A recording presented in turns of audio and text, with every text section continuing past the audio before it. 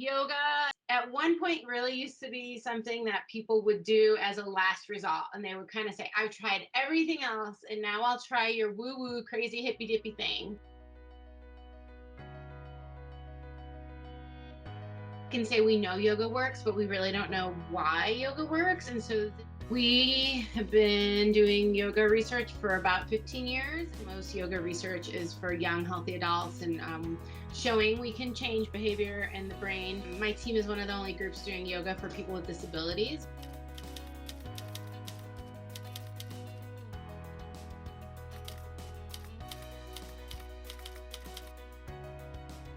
We have some hypotheses about what regions in the brain are likely to change because of the movements that we're doing. And what we understand about brain injury is that networks within the brain, the network itself often has disruption. So the network itself is kind of broken, or that network is incorrectly connecting to other parts of the brain that may or may not support performance.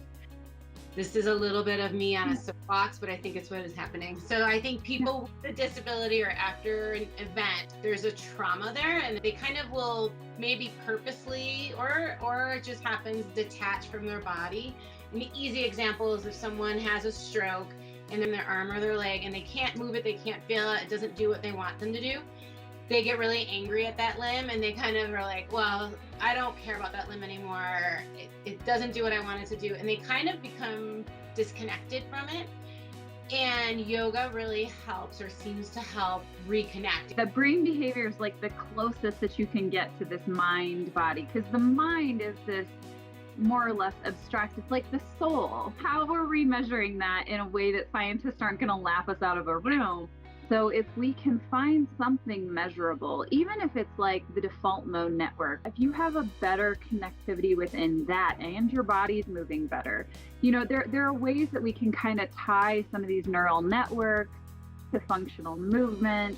And, I think there's a crowd, there's an audience that'll jump all over this, and we can call it the mind-body connection for them. And then there's neuroscientists who maybe are not going to love that language. And so we'll call these relationships between brain and behavior. If we can say like your balance was X and X places you at a risk of fall, and now it's Y, and we can say, oh, your brain was X and now it's Y. That gives us some insights into change that's happening in a positive direction that's supporting performance. It's a really hard science element, and because we have all the hard science measurement pieces alongside of something that's much more holistic, it was valued.